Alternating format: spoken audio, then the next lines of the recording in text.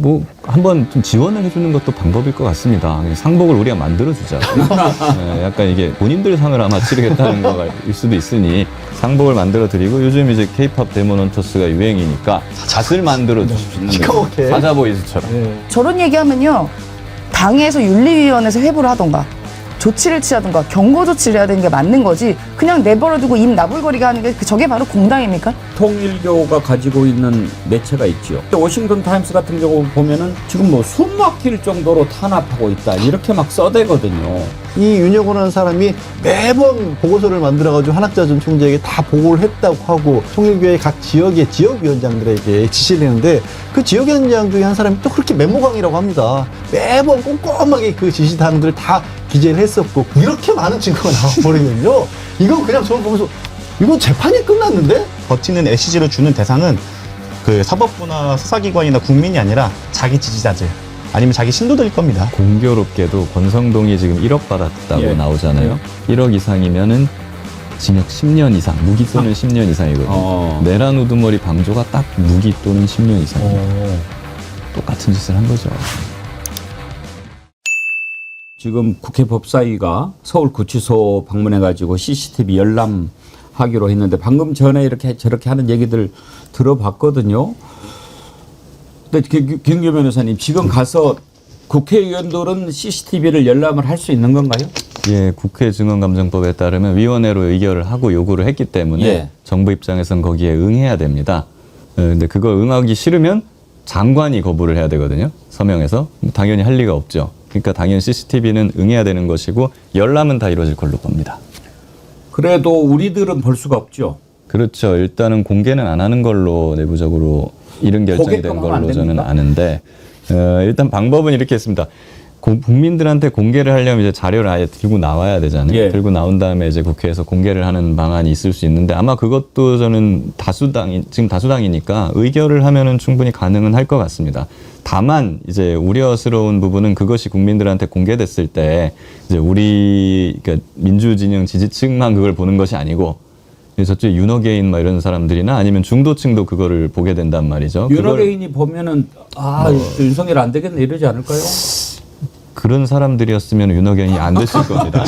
그분들이면 그러지 않을 분들이라 거긴 거기대로 결집할 것이고 또 이제 사실 우리는 말로는 어느 정도 그걸 들었는데 이제 뭐 약간 좀 중도 성향이나 이런 거기에 계신 분들은 좀 이거 너무 과한 거 아닌가 하면서 약간 윤석열에 대한 동정 여론이 이를 수도 있다. 이러한 것 때문에 그 균형을 맞추는 차원에서 지금 좀 내부적으로 논의를 하고 있는 거 아닌가 그런 생각이 듭니다. 혹시 저도 보고 싶긴 해요. 혹시 몰카는 안 됩니까? 잘 저도 아마 그 생각은 해봤는데 뭐 그거는 변호사니까 제가 좀 거기에 대해서 말을 아껴야 될 것 같습니다. 몰카라도 이렇게 좀 해가지고. 아니 근데 그 우리 김규현 변호사님도 그렇고 우리 앵커님도 비위가 되게 좋으시네요. 그걸 보고 싶다고 하시니까. 우리는 비보다 호기심이 더 강해요. 아니 저는 궁금하지 진짜 않아요?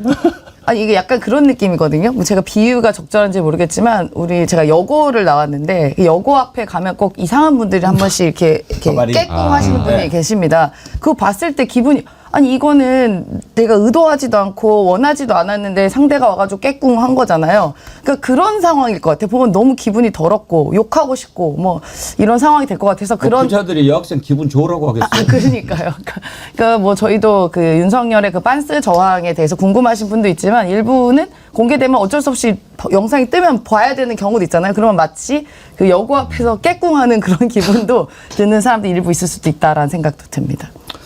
네. 아무튼 뭐 이제 들어가서 이것저것 또 자료도 요청하고 그렇게 하는데 제가 지난번에 서영교 의원 나오셨을 때 한번 그거 한번 요청해봐라. 분명히 1차 구속 기간에는 그 김현우인가?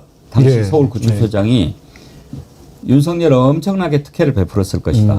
한밤중에 불러가지고 소장실에서 뭐 접대를 하거나 술 주거나 그랬을 것 같은데 그랬더니 오늘 이제 요청을 하는데 외부 음식물 반입된 적이 있는지 이거 자료를 내놔보라고 하더라고요.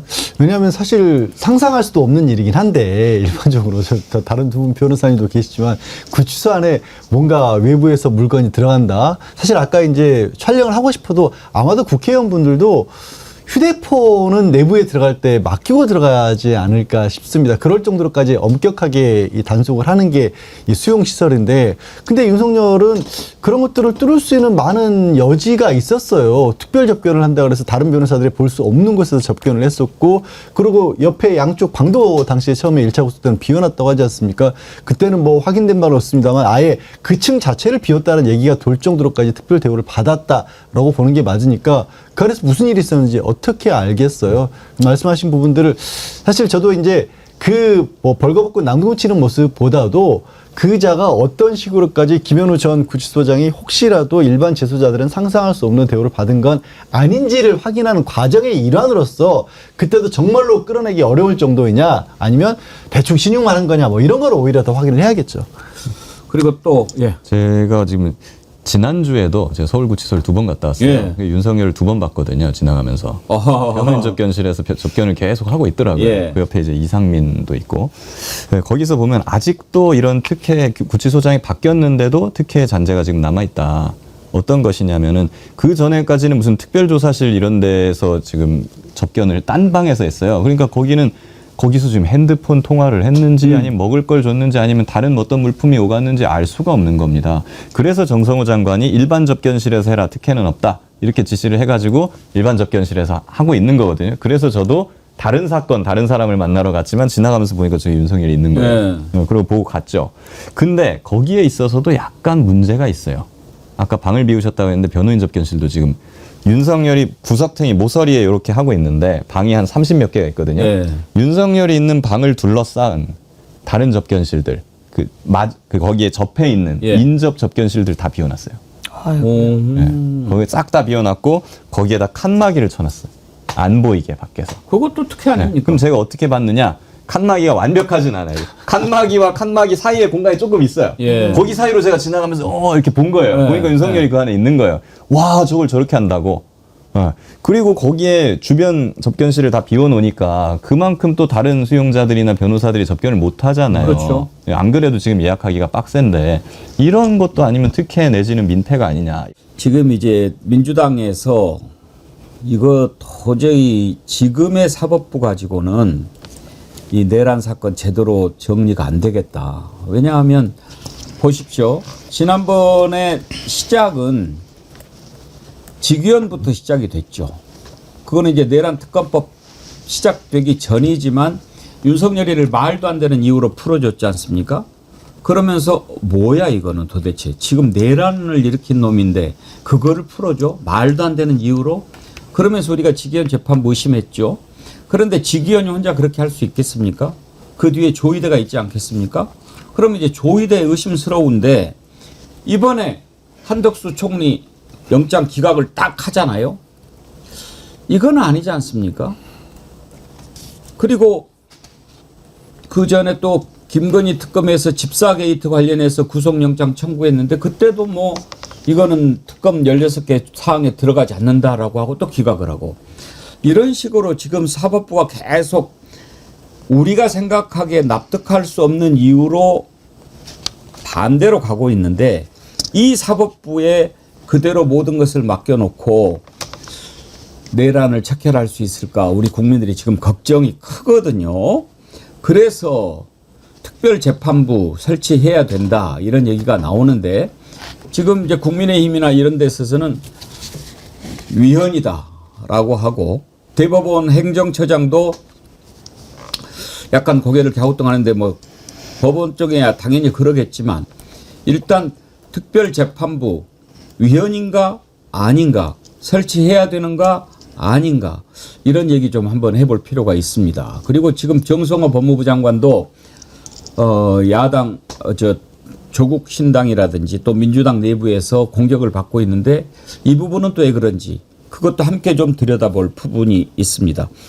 어쨌든 지금 현재 움직이고 있는 사법 시스템 가지고 내란이 제대로 척결이 되겠는가 하는 걱정 있지요. 그렇습니다. 사실 직위원 때부터 계속 돼왔죠. 예. 그 부분에 대해서는. 그래서 지금 내란특별재판부 얘기도 나오는데 조금 저는 아쉬운 부분이 있었던 게 원래 쇳불도 단김에 빼야 된단 말이 있지 않습니까? 그래서 특검을 할 때 내란재판부는 같이 갔어야 돼요, 사실. 네. 그래야 되는 건데 이게 지금 특검만 먼저 하고 특검 수사가 지금 상당 한 절반 정도 지금 반탐 좀 진행이 됐지 않습니까?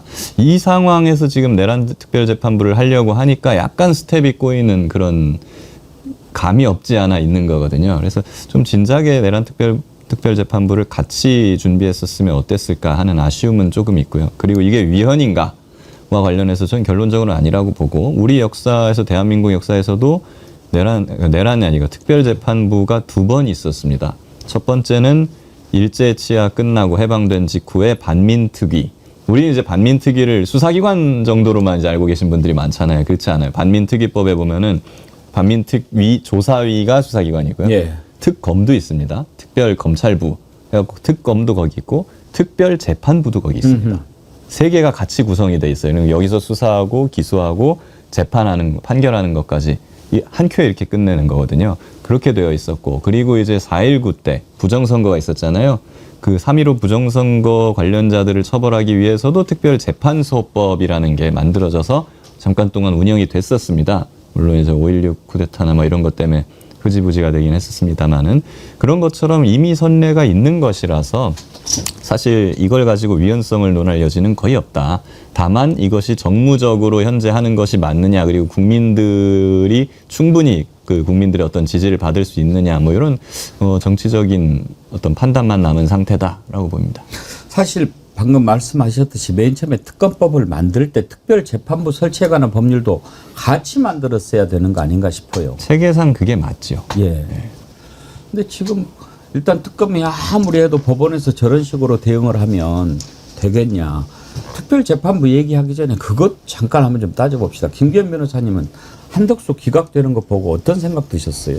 한덕수 같은 경우에도 좀 굉장히 아쉽죠. 네, 사실 뭐 지금 이 말씀을 먼저 드려야 될 것 같은 게 중앙지법에 지금 영장전담 판사가 4명 있습니다. 4명 있는데 그 중에 지금 3명이 소위 일각에서 조희대 키즈 또는 이제 수원 피플이라고 불리는데요. 왜 그러냐? 이 세 분은 수원지법에 있으면서 이재명 당시 대표 관련된 사건들을 다 했었어요. 관련되어 있었고 거기서 불리한 판결을 막 했던 사람들이에요. 근데 이분들이 3명이 같이 중앙지법으로 오고 또 3명이 다 영장판사가 됩니다. 한 명만 그거랑 관련 없는 사람이에요. 남세진 부장판사. 네, 그래 보면은 희한하게도 이거는 뭔가 구속이 확실하다. 이거는 뭐 빼박이다라는 것들은 희한하게 남세진 부장판사가 하는 경우가 많고요. 아하.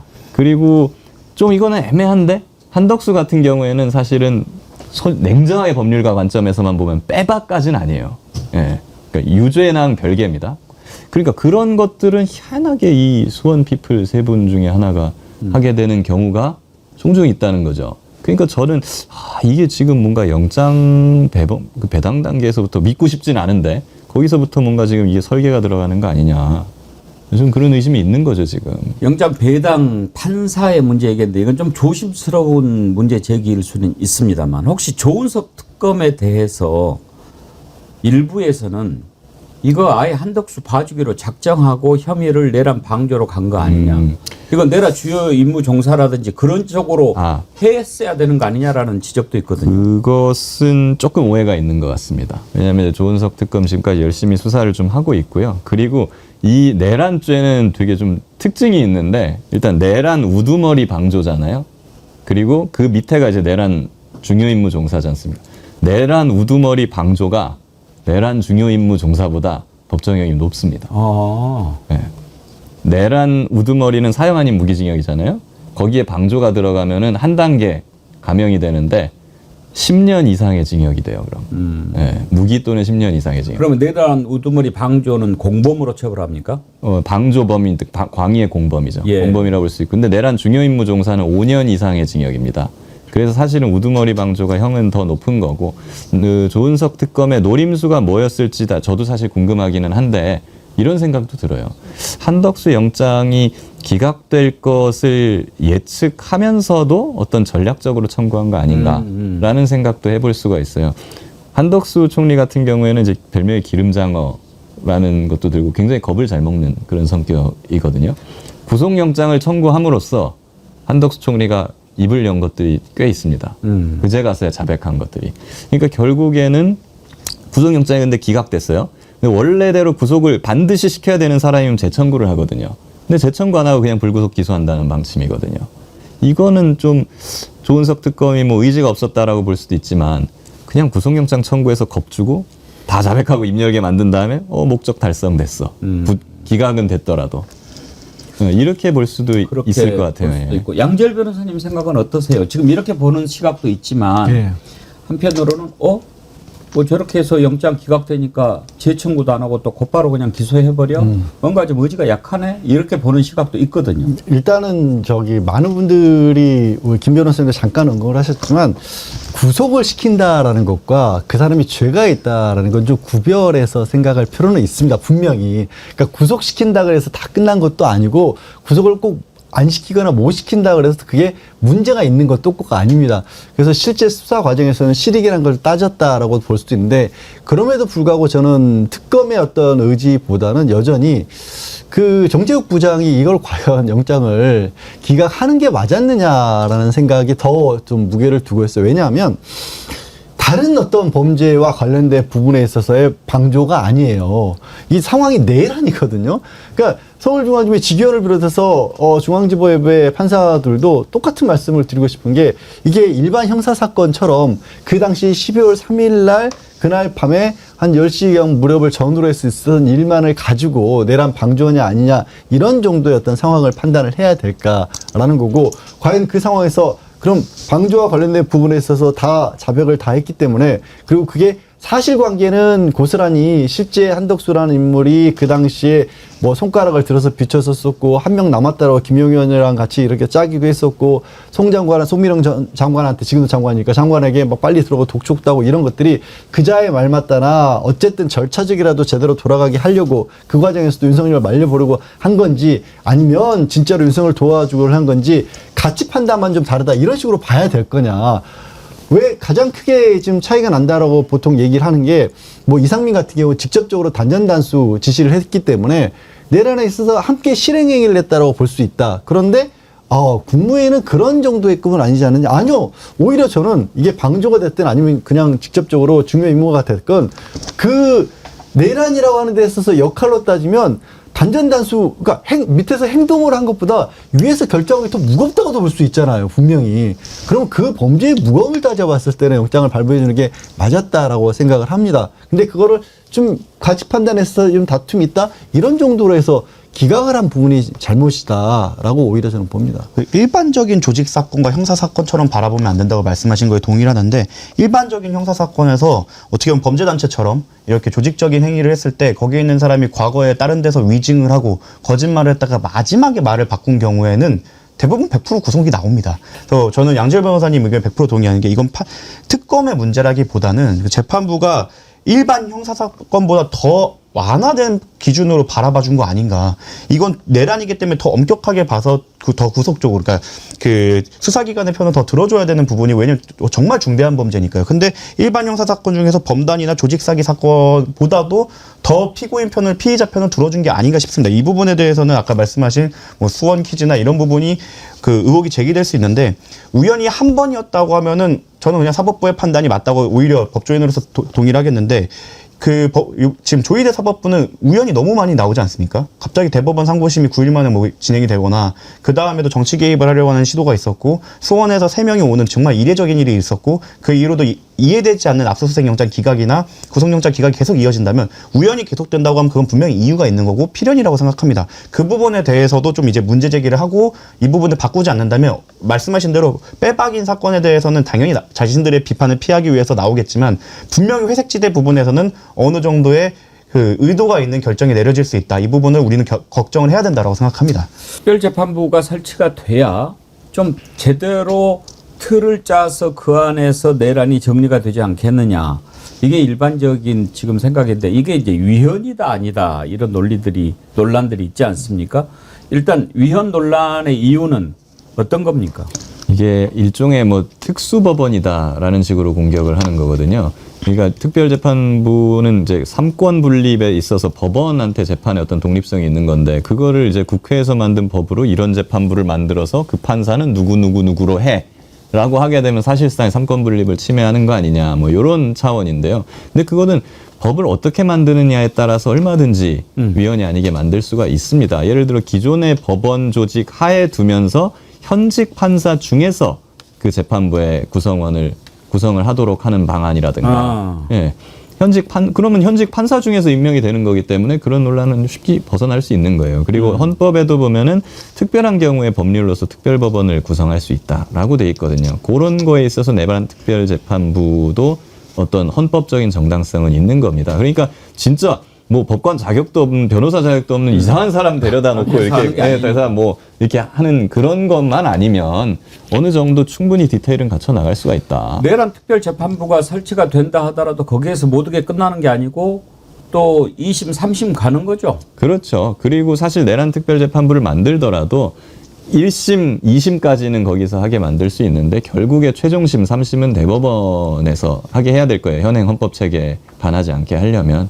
네, 그 정도로 딱 보면 되고 이 정도 선에서는 저는 위헌은 아니다 이렇게 봅니다. 사실 전 대법원이 이런 부분에서 뭐 법원행정처장이 뭐 오하게 답하고 그럴 게 아니라 그냥 그 사람들 입장에서 진짜 억울할 수도 있어요. 그냥 억울하다 치더라도 국민들이 바라보기에 저기서 뭐 술을 먹었다고 하고 무슨 법사위원장이 650만 원씩 술 먹었다고 하는데 그런 판사가 재판하고 있는 거를 그럼 무조건 믿으라고 할 게 아니라 알겠습니다. 지금 김기현 변호사님 말씀하신 것처럼 법원 자격이 있는데 그런 거 흔히 하는 속칭으로 안 묻은 사람들 있잖아요. 안 묻은 사람들로 골라서 재판부 만들어 놓으면 우리 국민들도 믿어주겠다. 이 얘기하는 거예요. 복잡하게 생각할 게 아니라. 근데 그걸 뭐 법원의 독립을 침해하니 뭐 위헌이니 굳이 그 발상 자체가 마치 우리에 대해서는 아무 간섭도 하면 안 돼. 우리에 대해서 얘기도 하지 마. 이렇게 들리거든요. 사법부의 독립을 위해서라도 하는 거예요. 왜냐하면 지금 말씀하신 대로 사법부 스스로가 그 의혹에 대해서 지금 해소를 못하고 있고 거기에 대해서 묻고 따지지 마라고 하면 할수록 사실 외부에서 들어가는 칼을 들 명분만 만들어주는 건데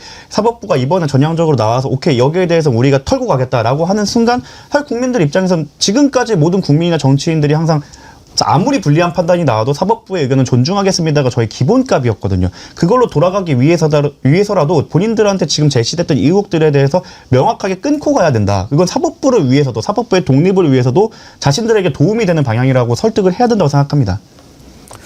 예, 내란 특별재판부 설치를 놓고 이제 반론이 나오는 것 가운데 하나가 이제 형평성 문제 이런 것도 있고 만약에 이번에 이걸 만들면 앞으로도 무슨 뭐 힘만 있으면 다 특별재판부 만들어서 하지 않겠느냐 이런 논란도 있죠. 예, 그 특검 나올 때도 항상 나오는 겁니다. 네, 특검하면 뭐만 하면 다 특검할 거냐 그러는데 이 정도 사건에 특검 안 하고 뭘 합니까? 그렇죠. 네, 그리고 특별재판부, 특판, 특판은 특검보다 훨씬 더 센 거기 때문에 뭐 웬만한 특검을 할 때도 특검만 하고 특판은 안 했죠. 네, 전 그게 바람직하다고 생각을 해요. 근데 이건 내란이잖아요. 네, 우리 역사상 대한민국 역사상 특판이 2번 있었는데 반민특위 그리고 3.15 부정선거 4.19를 유발한 그거였어요. 내란이 그 2개만 못합니까? 잘못하면 우리나라를 다시 군사정권 독재시대로 회귀시킬 수 있고 잘못하면 수백 명, 수천 명 혹은 수만 명이 또 목숨을 잃을 수도 있었던 그런 사건입니다. 헌법을 완전히 유린한 거라고요. 이 정도 사건인데 특판을 못한다? 그건 말이 안 되는 거죠. 형평성은 말이 안 되는 게 그만한 짓을 했으니까 거기에 특판이 가는 거죠. 일반적인 권성동 의원 같은 경우에는 부패 혐의가 있지만 거기에 대해 특판하자고 얘기는 잘 안 해요. 그 부패에 대해서는 특검 정도로 그 기존의 검찰이 수사하지 못했던 부분을 수사하면 되는 건데 지금 문제가 되는 건 헌정 질서 자체를 파괴하려고 했던 내란에 대해서 특판이 얘기 나오는 거기 때문에 형평성에도 맞다라고 생각을 합니다. 지금 국민의힘은 갈수록 좀 더 심해지는 것 같지요. 오늘 정기국회 개회하는데 무슨 상복을 입고 온다고 그러기도 하지만 지금 국민의힘은 도대체 대표가 전환길인가 이런 생각 들지 않습니까? 전환길이가 갈수록 말이 뭐 그건 그러면 대구시장은 이준석이가 하고 뭐 이런 형편이에요. 지금 약간 국민의힘이 원래도 좀 약간 비선 실세 이런 거 위주로 좀 돌아가는 당이었잖아요. 원래 대표는 약간 좀 허수아비 같고 등 뒤에 이렇게 뭐 그 소위 말하는 뭐 언더 찐윤이니 아니면 무슨 뭐 실세 그룹이니 여기가 다 운영을 했는데 이거에 지금 강화판이 되어가고 있습니다. 네, 비선 실세 판에서 약간 이제 지금 종교 지도자가 등장하는 것 같은 그런 느낌이거든요. 지금 뭐 이제 중동에 보면 그런 나라 있잖아요. 대통령이 있는데 그 사람 위에 종교 지도자가 그렇죠. 이렇게 막 하고 허메니 있는. 같은 거죠. 네, 그런 느낌으로 지금 점점 되어가고 있거든요. 이게 좀 산으로 가는 것 같고 뭐 빨리 상복 입고 이렇게 한다고 하니까 이게 상 좀 빨리 치러줬으면. 사실 대구 시민들에 대한 모독이죠. 그렇죠. 마치 우리가 맡겨놓은 것처럼 네. 거기에도 분명히 합리적인 생각을 하시는 분들이 있고 이렇게 전환기와 같은 극우적인 행동을 하는 거에 반대하시는 분들도 충분히 있을 텐데 마치 맡겨놓은 것처럼 그거는 우리 자기 대학 선배가 갔으면 뭐 된다라는 식으로 하고 자기를 품으면 뭐 지자체장이 되고 자기를 품으면 뭐 뭘 할 수 있다고 하는 것 자체가 사실은 자신을 지지하는 사람들에 대한 모독인데 그게 공공연하게 이루어지고 그걸 지지했던 사람이 당대표가 됐다는 것 자체가 사실은 지지자들한테는 정말 모욕적인 일인데 그게 너무 횡행한다는 것 자체가 자괴감이 들죠. 한 가지만. 그리고 지금 국힘이 이제 영남당이 되어간다 이렇게 예. 얘기하지 않습니까? 수도권에서도 다 참패를 하고 저는 그렇게 된 국힘이 결국 해산화되지 않더라도 소멸 단계로 간다고 보는데 그 이유가 뭐냐면은 영남당으로 가게 되면 이런 전환길류 주장이 나와요. 맡겨놓은 것처럼 아무것도 안 하고 그냥 어차피 내가 될 거니까 막 이런 식으로 하게 된단 말이에요. 근데 국힘에서 과거만 해도 이런 말이 있었어요. 수도권에서 국힘이 의원하다가 아니면 선거를 뛰다가 영남으로 내려가면 이 사람 무조건 당선이 된다. 이런 말이 있었어요. 왜? 수도권은 빡빡 끼워야 되거든. 빡빡 끼워야 되고 열심히 해야 돼요. 그래서 수도권에서 그렇게 하다가 영남으로 딱 내려갔더니 다 목에 힘주고 다니고 막 이러고 깁스하고 다니는 거예요. 근데 거기에서 수도권에 하던 거에 반만 해도 다 당선이 된다는 거예요. 근데 그런 거 국힘이 없어지겠죠. 영남당이 되면. 그럼 이제 망하는 겁니다. 더군다나 전환길이는 요즘에 자기한테 공천 청탁이 많이 들어온다고까지 또 과시합니다. 그러니까 저도 이거 아까도 봤는데 놀랍게도 저한테 인사 청탁이 막 들어옵니다. 왜? 장동욱 대표님하고 이렇게 영향을 미치니까 전환길 파워 세졌다 생각하고 내년에 누구 공천 좀 해달라. 오늘도 전화 왔습니다. 그러면서 저는 대구시장 이진숙한테 양보할게요. 이런 얘기를 하는데요. 아니 불법이에요. 그래서 지금 윤석열, 김건희는 수사받고 있는 게 명태균 사건 때문에 공천 개입했고 공천을 대가로 뇌물 받고 이런 사건 때문에 지금 김건희 씨가 구치소에 수감돼서 수사받고 있거든요. 아니 이렇게 불법을 대놓고 얘기를 하면 어쩌겠다는 겁니까? 이 사람은요. 도대체 당당하게 얘기하네요. 그래서 이 전환길 씨 딱 보면요. 그냥 제가 사람을 판단을 함부로 하면 안 되겠지만 그냥 보면 이 사람은 세상 쫄보일 겁니다. 막상 수사 들어와서 압수수색 당하고 그 앞에서 수사관 앞에 서면요. 잘못했습니다. 장그럽게 저 그런 적 없어요. 라고 싹싹 빌릴 사람이에요. 마치.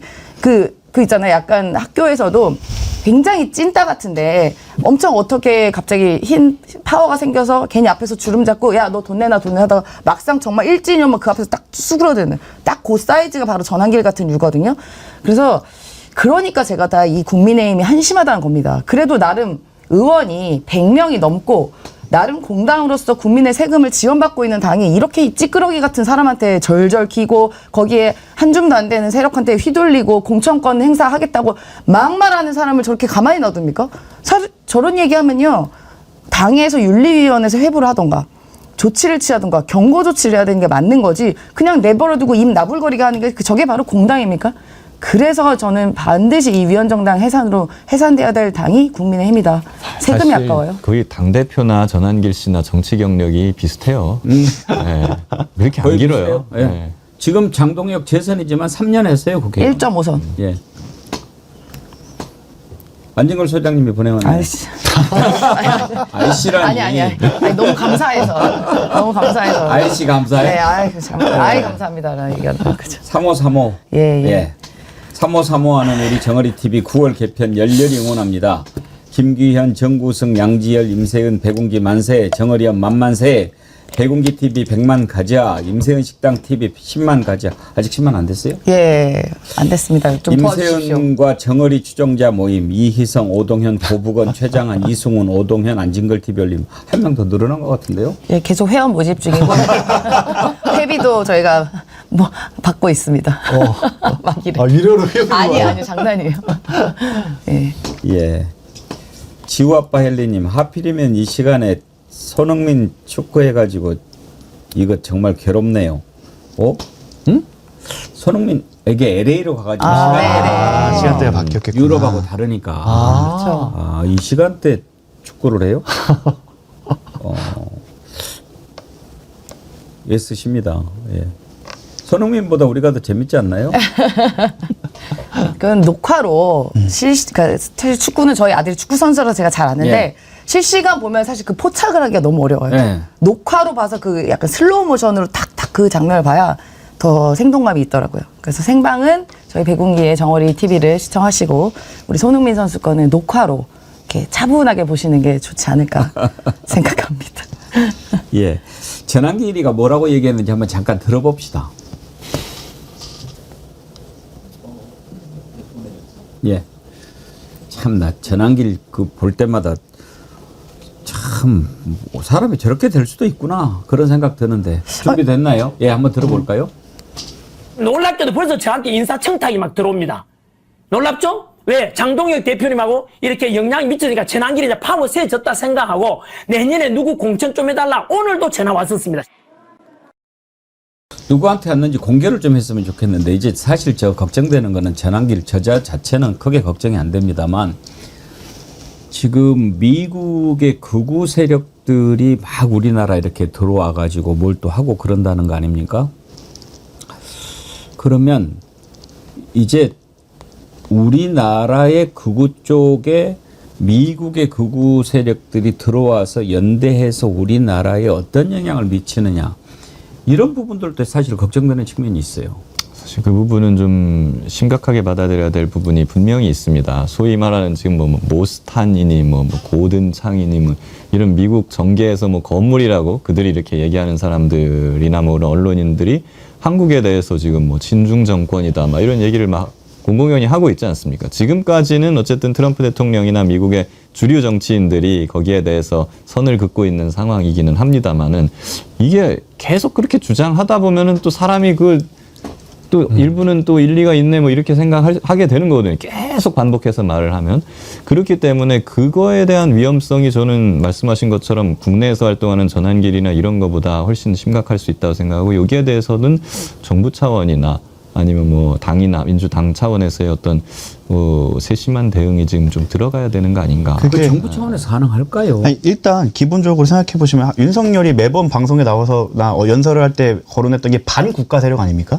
사실 생각해 보면 우리 외교 현장에서 대한민국의 그 불이익한 행동을 하는 게 반국가인데 그거를 그들이 똑같이 하고 있어요. 이에 대해서는 만약에 뭐 법적으로는 어떻게 될지 모르겠습니다. 이게 미국이 적이 아니기 때문에 어적죄는 안 되겠지만 이런 반국가 세력에 대해서는 그들이 주장했던 대로 조치를 좀 해야 된다고 생각을 합니다. 이게 정부 차원에서는 외교 라인을 동원해서 아니면 그 사람들의 영향력을 깎아내던가 혹시 뭐 당을 통해서나 다른 루트로 거기에 지원되는 보조금이 이런 거 있거나 하면 그런 거를 깎아내야 되고 이거 좀 사실관계를 좀 명확하게 하기 위해서 당과 정부가 다 나서야 된다고 생각을 합니다.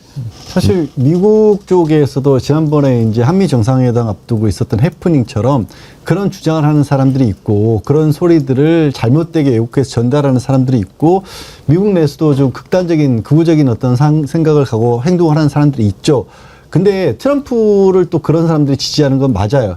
근데 트럼프는 사실 지난번에 보셨겠지만 그 얘기가 들렸을 때 본인이 오해했다고 인정을 했고 오히려 이재명 대통령한테 나중에 그런 주장하는 사람들 가르쳐서 페이크 뉴스다 가짜뉴스 하는 사람들이다 하고 해서 트럼프는 그들을 이용을 할지언정 그들에게 먹히지는 않은 것으로 보여요. 근데 문제가 심각한 게 우리 같은 경우에는 그런 주장을 극단적인 주장을 하고 있는 사람들이 국민의힘을 오히려 먹어버린 것으로 보이거든요.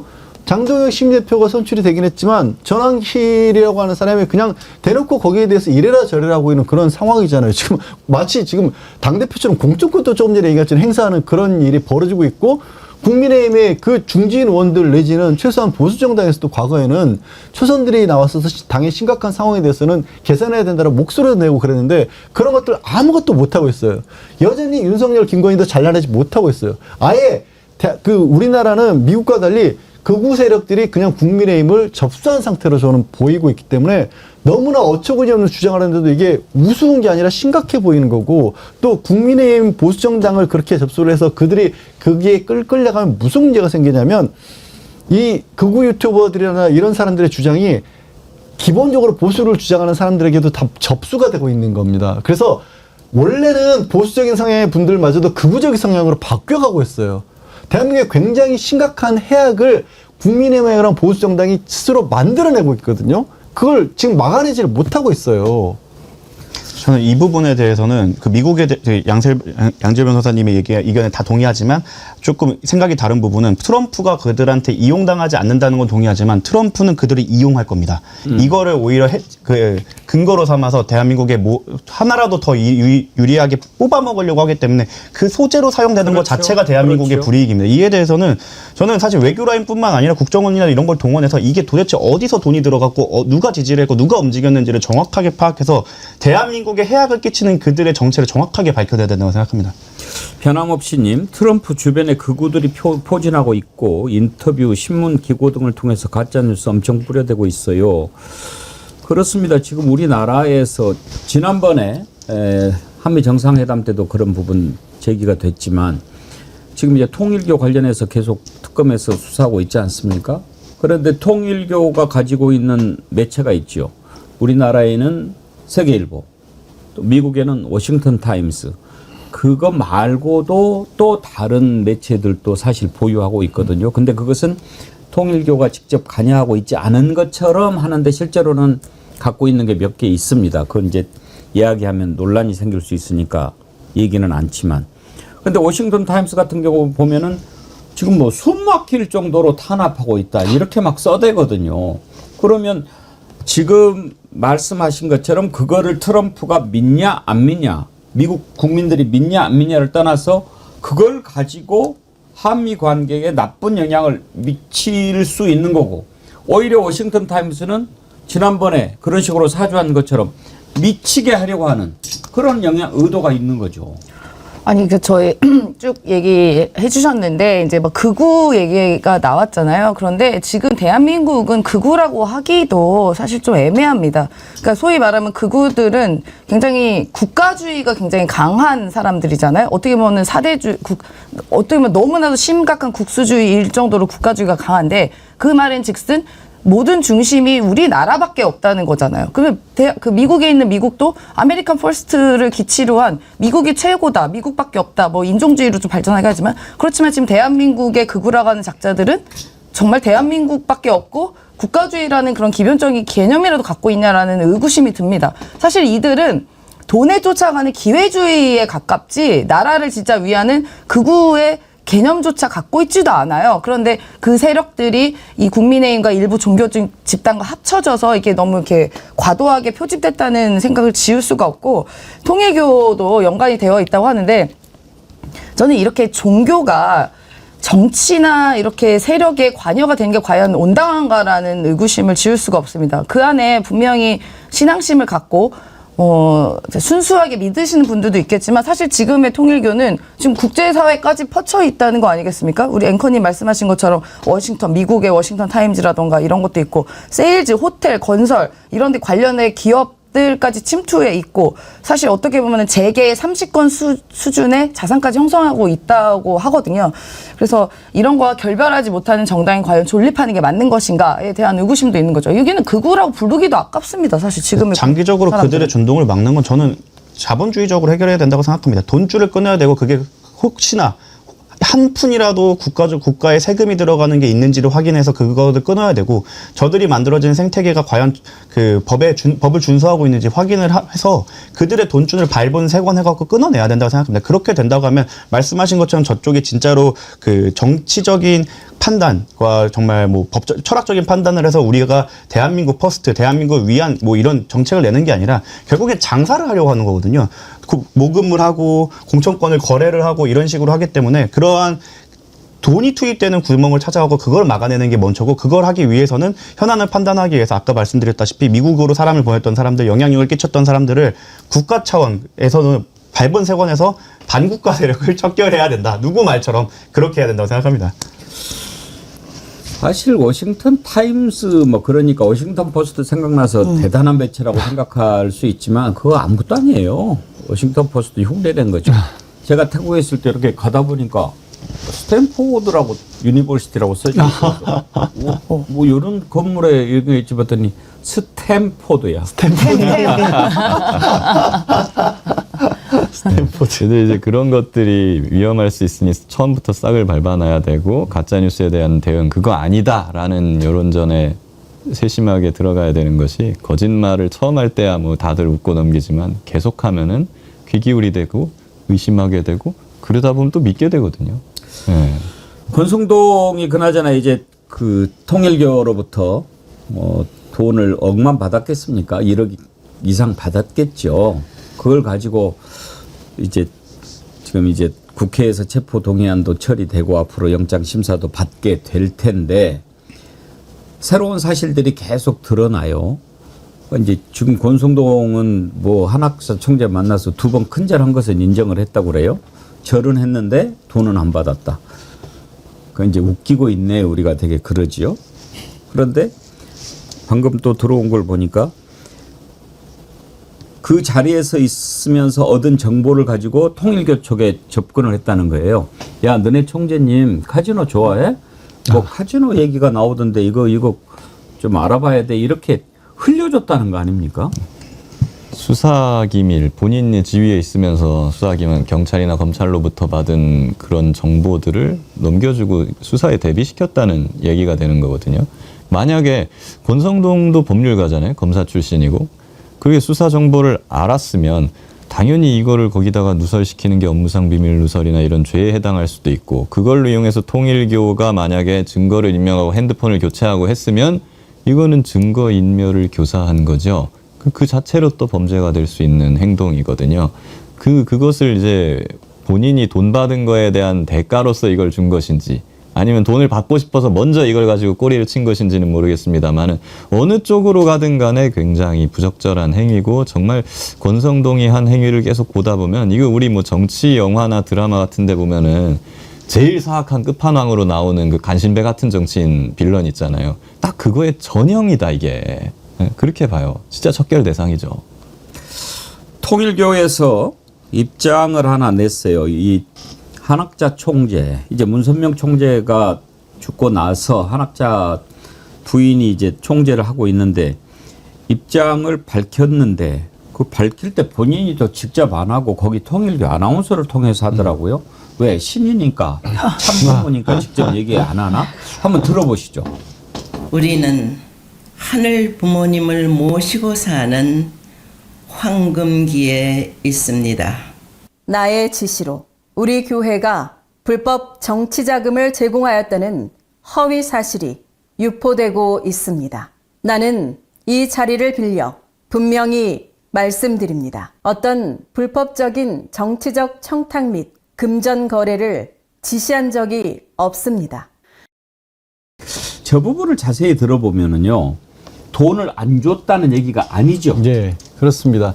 돈 안 줬다는 얘기는 빠져 있어요. 예. 아마 수사를 받을 거고 조만간 한학자 총재도 소환 예정이 돼 있기 때문에 저기서 거짓말까지 할 필요는 없다라고 했고 아마 저 부분은 언론이라든가 이런 어떤 수사팀에 대한 것도 있지만 통일교 신도들에게 흔들리지 마라.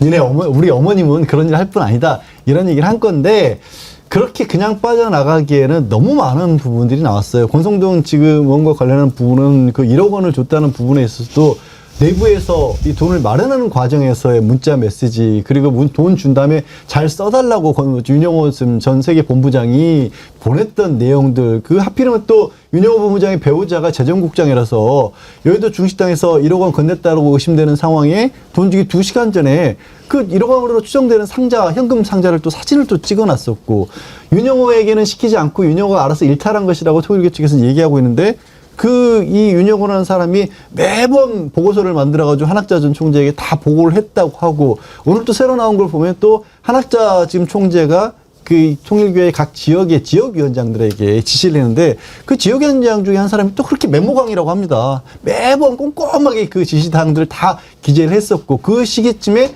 통일교는 그 집단으로 3만 명에서 6만 명 가량들을 입당을 시켰던 부분들이 나오고 있고 그러다 보니까 권성동 의원과 관련된 부분에 있어서만큼 적어도 사실 그렇습니다. 저희가 뭐 뇌물죄라든가 정치안법 위반이라 이런 게 뭐 공공이나 뉴스 나오는 내용들을 봐도 이 제가 말씀드린 것 중에 하나 정도를 가지고 이걸 가지고 싸우거든요. 이렇게 많은 증거가 나와버리면요. 이건 그냥 저는 보면서 이건 재판이 끝났는데? 수사가 끝난 게 아니라 권성동 의원에 대해서는 이 정도예요. 그리고 아까 짚었던 그 부분도 죄질이 아주 안 좋은 게요.